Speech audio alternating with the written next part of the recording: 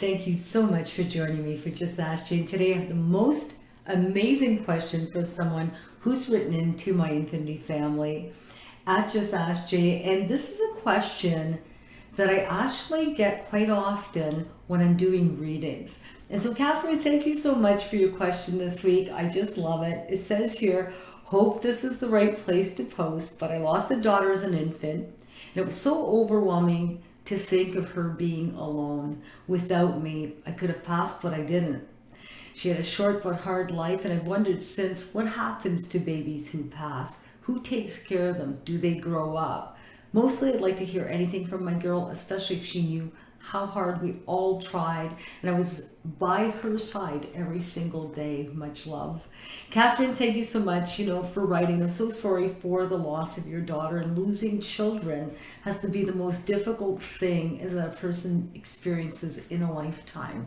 And that loss is particularly hard because it comes from us. We are creators. We are creating this child, and when we lose this child, we often wonder about its soul's path.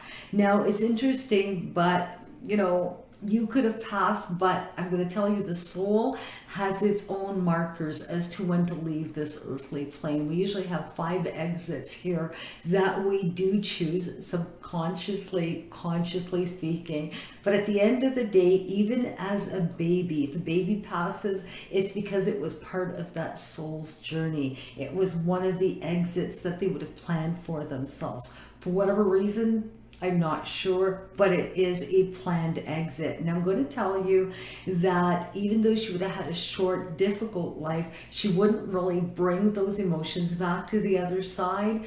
Most people that are born don't remember being born. Most people will never remember dying. So I don't feel that she'd remember that, even though she would have had a short, difficult life. But I don't think that she's alone. Everybody who passes, even though their children are grown up, will never die alone, spiritually speaking. So in other words, I remember when I had my near-death experience, when I went through the light, I was met by my grandfather, who I'd never physically met, and a brother of mine who died years before I was born. And I knew who they were, and I felt so good about seeing them and so excited to see them. And it's like I knew everything about them just in a heartbeat type thing. So I'm going to tell you, your daughter is definitely not by herself. I would feel that she's with people that you love or people that are close. And it's funny, my grandfather had come to take my brother with him. And I never met my grandfather, but I was very familiar. But I believe that he's the one that's going to come and get me when it's my time to pass again. Now, people, as I mentioned, do not remember dying, much like they don't remember being born. But even though you would have tried, even though you would have some human emotions here on earth, and she's to the other side, she wouldn't feel sad for you or wouldn't feel bad that you're missing her or that you're grieving her, because they don't carry that human ego to the other side. Now, what do they do on the other side, and do they grow up? On the other side, everybody has some kind of role, and it all depends on what the soul's plan is. But the soul, every time it comes here to this planet, which I call the planet of tribulation, it does learn something to take back, or people will learn from that experience, such as yourself. You probably had some great lessons with that. Even though not the greatest, you would have learned something from her passing. But at the end of the day, they do sometimes grow up to the other side. My brother, when I met him, was 4, maybe 3, 4 years old to the other side.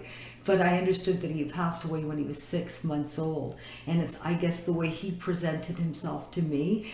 I know that I have clients that come to see me whose children come through and they're still infants. And then I have some whose children come through and they show themselves as being much older.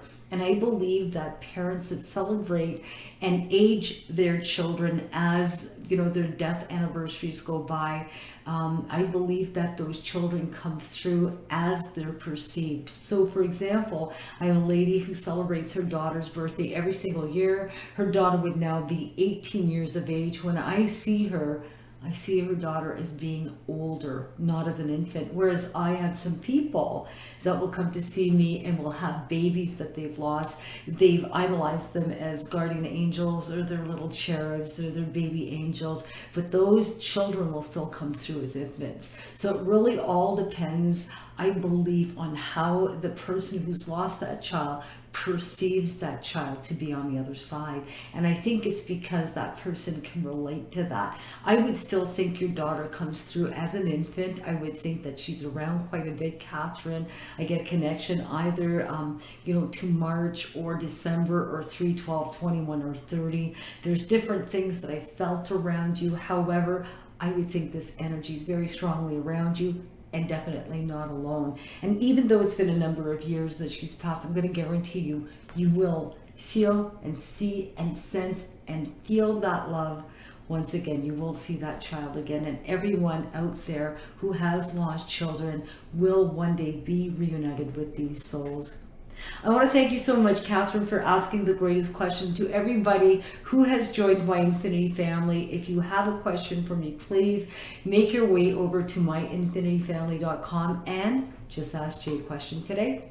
I love you guys all so much. Until the next video, we'll see you really soon. Bye-bye.